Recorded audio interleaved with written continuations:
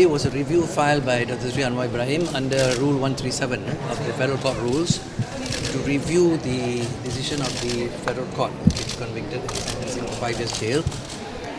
Datuk Gopal Sriram was the one who did the arguments in full, and in essence what we are saying is that the decision of the Federal Court is an injustice to Datuk Seri Anwar. They made serious errors in the decision, and these errors basically constitute an injustice to him, no? And that is why the purpose of the review today. So a few examples of such injustices. For example, the Federal Court used so-called previous encounters with Saiful, which were explicitly or clearly ruled out as inadmissible in the High Court, but the Federal Court went and took that into account to hold Saiful as a credible witness. So this is another clear example of a serious breach of law and which caused an injustice to Datuk Seri Anwar. And this is one of the key arguments we put forward today. And we noticed that the SFC had no answer. The SFC had no actual answer to the argument today. And in the same way, Datuk Gopal Sriram explained how the key aspect of the DNA defense that was raised by Datuk Seri Anwar's lawyers was completely, misunderstood by the Federal Court and never dealt with properly by the Federal Court. And this is again another injustice, which we can see clearly in the judgment. For example, the fact that the samples were kept for almost 56 hours, the samples from the incident date to the date they were taken at the hospital was about almost 56 hours, and then they were kept for another 40 hours by Jude Pereira in a filing cabinet when the doctors told him to keep it in the freezer. That would have made the samples deteriorate, and you should see a DNA profile which shows very high level of degradation. But both our expert and the prosecution expert said these samples which were shown in court were pristine. There were literally no degradation, which clearly showed therefore the DNA profiles producing in court were very likely not the samples taken for Saiful. In other words, there was tampering. And this is also confirmed by the fact that Jude Pereira cut open the bag of samples, and which the High Court judge rejected his explanation.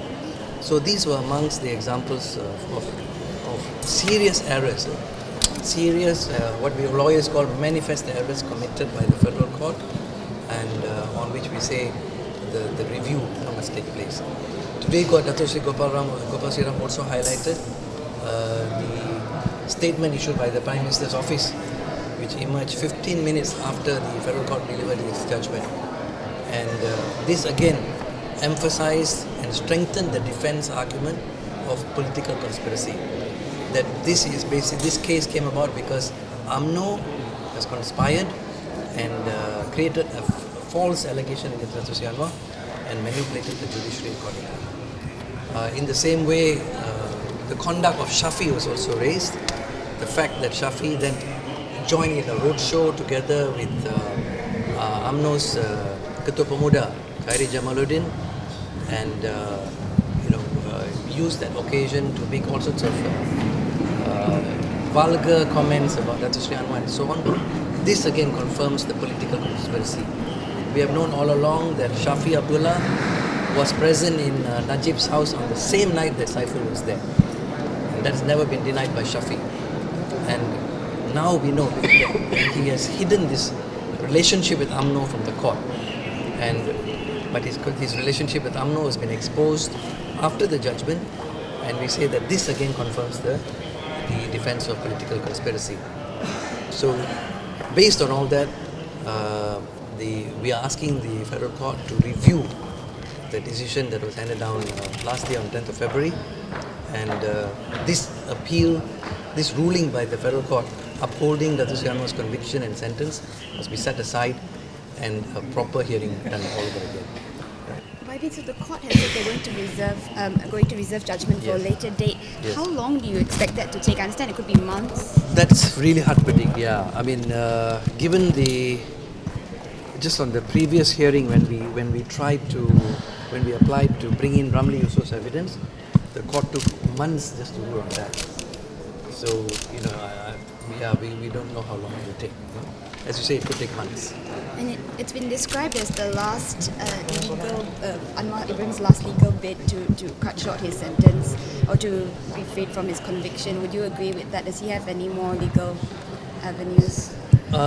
In terms of strict legal avenues, yes, this is probably the last, legal attempt. But again, unless we see, it depends what sort of judgment the current court hands down, the court that presided today. But if we see that even they still go ahead and commit the kind of fundamental errors, the manifest errors, the injustices which were handed down by the first federal court, then it may invite another application. So I don't want to say that this is the final, legal process.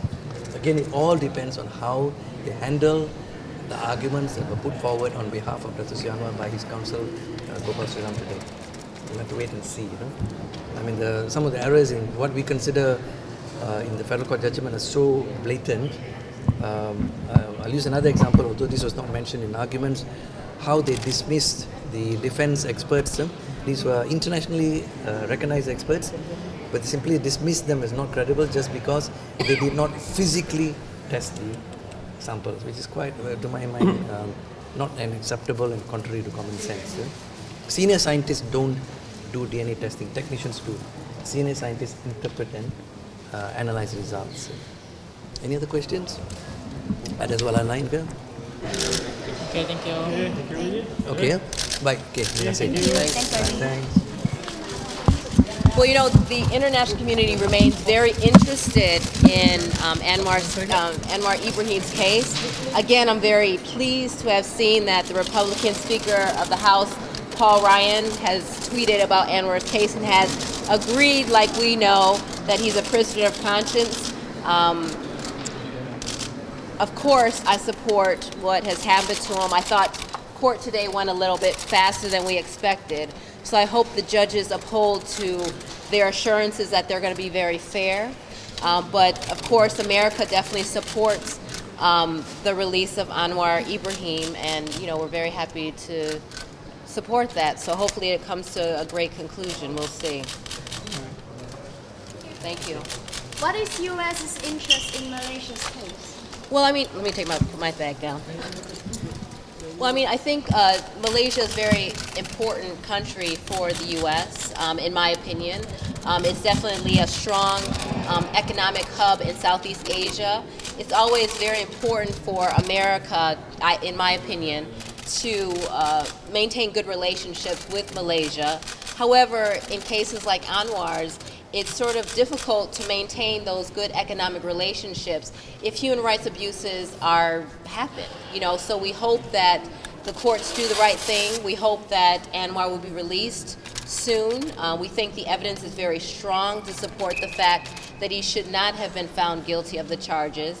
I think overwhelmingly, I believe I read a statistic that said at least 65% of Malaysians believe that he is innocent. So this is not just the U.S. believing this. This is also Malaysians believing this. This is also people from around the world who believe this, who have been inside the courtroom and outside the courtroom. And so, we hope for that outcome that we all know that it should be, that he should be released. Thank you. Thank you.